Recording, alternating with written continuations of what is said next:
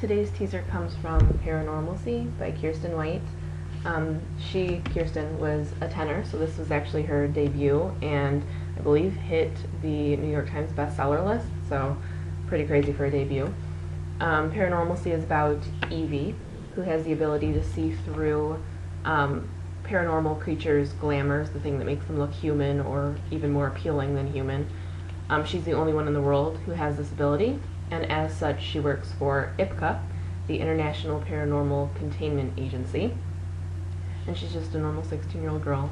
Well, normal being a relative term. I think I have the review for this scheduled around the end of January, but little spoiler, I loved it. Paranormalcy, here we go. First chapter. Oh, bite me. Wait, did you just yawned? The vampire's arms, raised over his head in the classic Dracula pose, dropped to his sides. He pulled his exaggerated white fangs back behind his lips. What, imminent death isn't scary enough for you? Oh, stop pouting. But really, the widow's peak, the pale skin, the black cape, where did you even get that thing, a costume store? He raised himself to his full height and glared icily down at me. I'm going to suck the life from your pretty white neck. I sighed. I hate the vamp jobs. They think they're so suave. It's not enough for them to slaughter and eat you like a zombie would. No, they want it to be all sexy, too.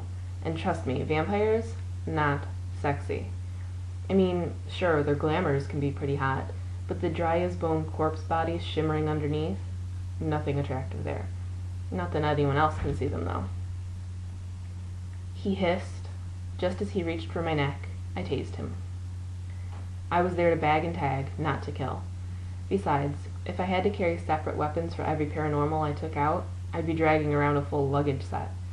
Tasers are a one-size-fits-all paranormal butt-kicking option. Mine's pink with rhinestones. Tazy and I have had a lot of good times together. The vamp twitched on the ground, unconscious. He looked kind of pathetic now.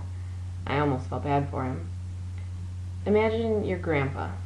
Now imagine your grandpa minus 50 pounds plus 200 years. That's who I'd just electrified. Tazy's work done, I reholstered her and pulled out the vamp-specific ankle bracelet. I placed my index finger in the middle of the smooth black surface. After a few seconds, it glowed green. Grabbing the vamp's ankle, I pulled his pants leg up to reveal the skin. I hated looking at these guys and seeing their pure white, smooth skin at the same time as their shriveled corpse bodies. I clamped the tracker on, and it adjusted to the circumference of his ankle. 2 soft hisses sounded as the sensors activated and one shot into his flesh. His eyes flew open. Ouch! He grabbed at his ankle, and I backed up a few steps. What is this? You're under arrest under Statute 3.7 of the International Paranormal Containment Agreement, Vampire Protocol. You are required to report to the nearest processing facility in Bucharest. If you fail to report within the next 12 hours, you will be... He lunged for me. Sidestepping, I let him trip over a low gravestone. I'll kill you, he hissed, trying to pick himself up off the ground. Yeah, you really don't want to do that. That shiny new piece of jewelry I gave you, it's got 2 little sensors, think of them as needles, jammed into your ankle.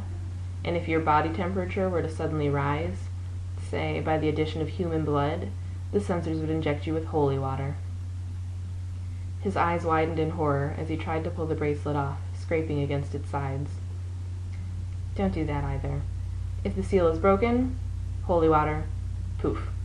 Got it?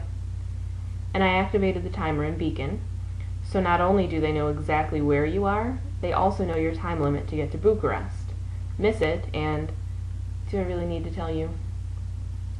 His shoulders slumped. I could just snap your neck, he said, but I could tell it was half-hearted. Paranormalcy, Kiersten White.